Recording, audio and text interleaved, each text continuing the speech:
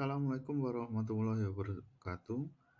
Halo, apa kabar semuanya? Berjumpa kembali pada video mata pelajaran sejarah kelas 12 semester 1. Pada video pembelajaran kali ini kita akan membahas mengenai konsep pengakuan kedaulatan negara.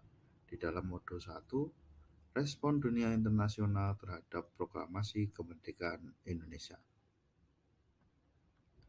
Topik yang akan kita bahas hari ini adalah berkaitan dengan konsep pengakuan kedaulatan suatu negara yang baru merdeka.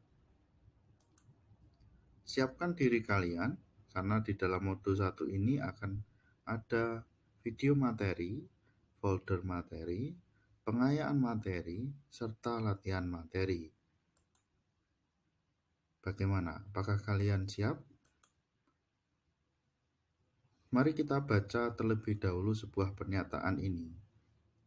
Pengakuan kemerdekaan terhadap suatu negara adalah suatu tindakan politik negara untuk mengenali negara lain yang baru mendapatkan pengakuan pembentukan negara di mata dunia. Pada kesempatan ini kita akan membahas lebih detail mengapa sebuah negara mengakui negara lain yang baru merdeka dan mengapa negara yang baru merdeka memerlukan pengakuan negara lain ketika akan masuk di dalam komunitas masyarakat dunia internasional. Sebagai ilustrasi materi, mari kita baca bersama-sama fakta di bawah ini.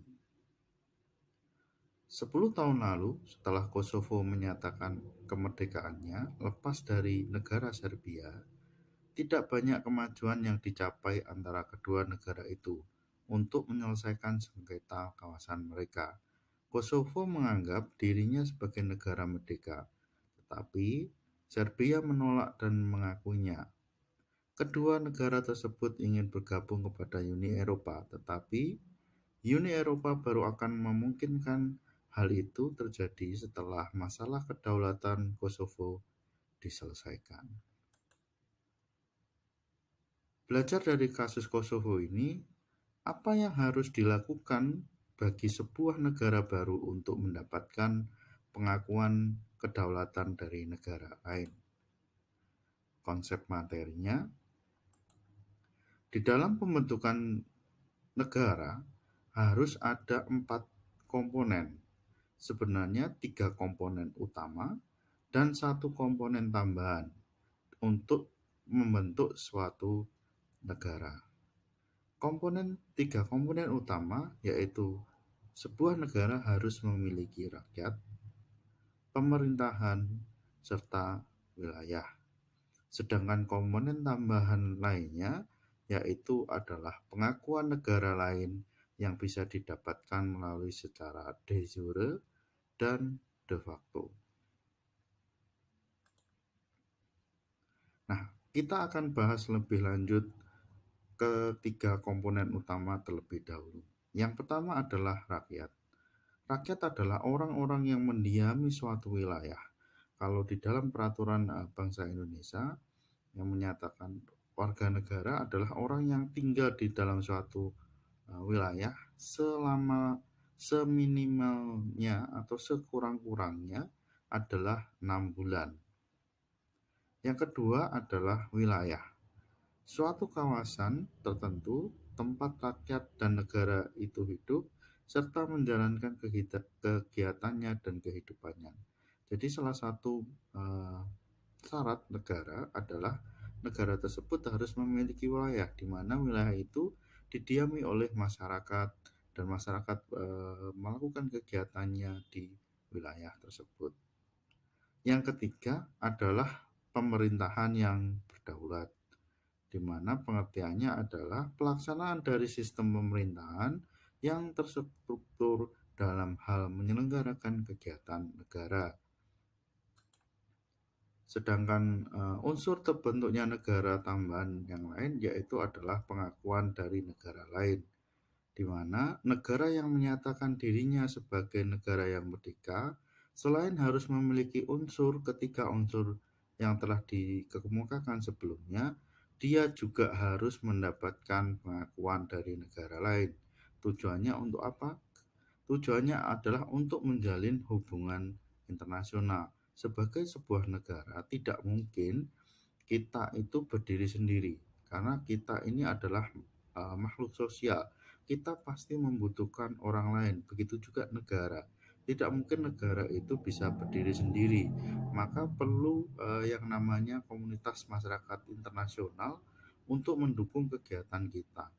Contohnya misalnya ketika para pengrajin tempe membutuhkan kedelai, sedangkan produksi kedelai di tanah air kita kekurangan, maka kita membutuhkan negara lain yang memiliki pasokan kedelai yang lebih untuk kita beli.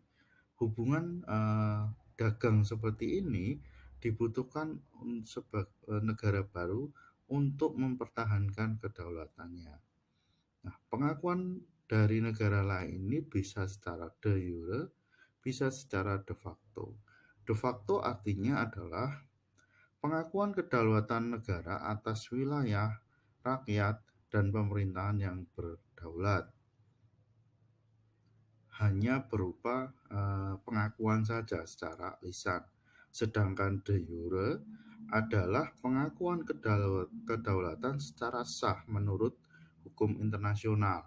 Jadi ada aturan internasional yang mengatur sebuah negara ini bisa dikatakan sebuah negara. Nah, teori pengakuan kedaulatan negara ada dua macam. Yang pertama adalah teori declaration atau deklarasi. Apabila semua unsur kenegaraan telah dimiliki oleh suatu masyarakat politik, maka dengan sendirinya telah merupakan menjadi sebuah negara dan harus diperlakukan secara demikian oleh negara-negara lain.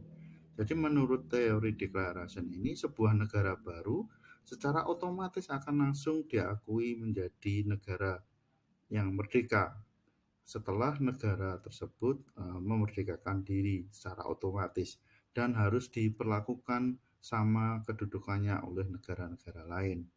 Ini menurut teori declaration. Sedangkan teori yang kedua adalah teori konstitutif, yang artinya bahwa meskipun unsur-unsur negara telah dimiliki oleh suatu masyarakat, namun tidak secara langsung dapat diterima oleh negara-negara di tengah-tengah masyarakat internasional.